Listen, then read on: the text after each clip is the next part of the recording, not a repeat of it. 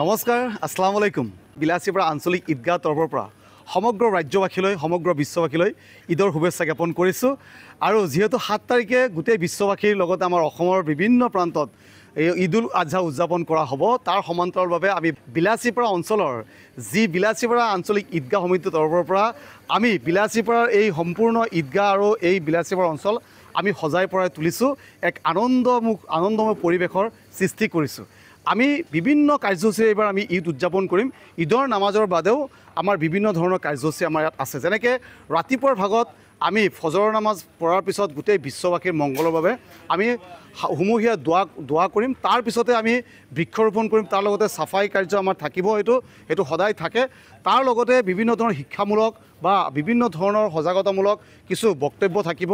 ধৰ্মীয়ভাৱে কেনেকুৱা ধৰণৰ সজাগ কৰিব পৰা যায়, ধৰ্ম আৰু শিক্ষাৰ লগত কেনেকুৱা ধৰণে একেলগে জড়িত কৰি আমাৰ অঞ্চলৰ বা আমাৰ ৰাজ্যৰ কেনেকৈ উন্নয়ন কৰিব পৰা যায়, তাৰ লগতে ঈদৰ জৰিয়তে কেনেকৈ ভাতৃত্ববোধ গোটেই বিশ্ববাসীলৈ বিয়পাব পাৰোঁ, এক ভাতৃত্ব সৃষ্টি কেনেকৈ কৰিব, তাৰ ওপৰত বিভিন্ন ধৰণৰ আলোচনা থাকিব।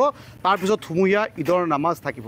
গতিকে আমি এইবাৰ যথাযথ চেষ্টা কৰিছোঁ আমাৰ বিলাসীপাৰা যি ঈদগাহ সজাই তোলোঁ। ইয়াত আমাৰ বিলাসীপাৰা অঞ্চলৰ যুৱ সমাজে দিনে ৰাতি একাকাৰ কৰি কষ্ট কৰিছে, কষ্টৰ ফলত আমাৰ ইমান ধুনীয়া পৰিৱেশ হৈছে।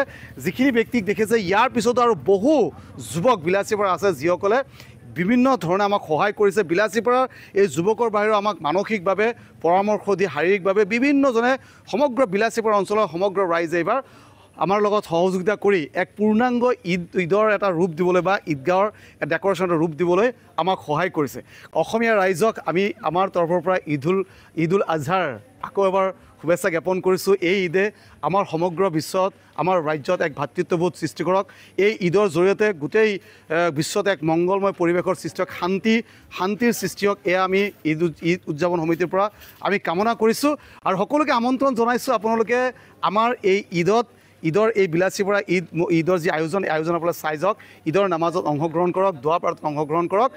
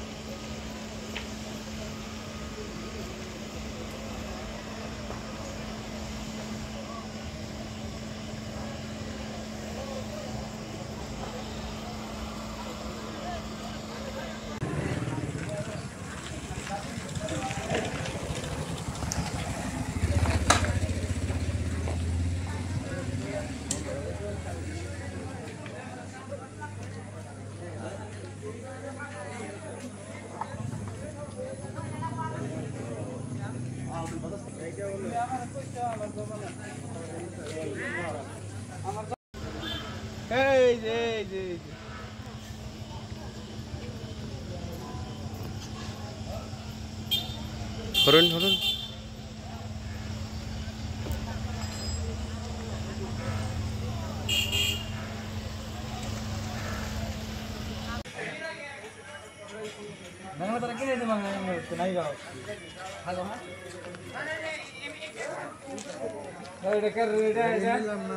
ভিতৰ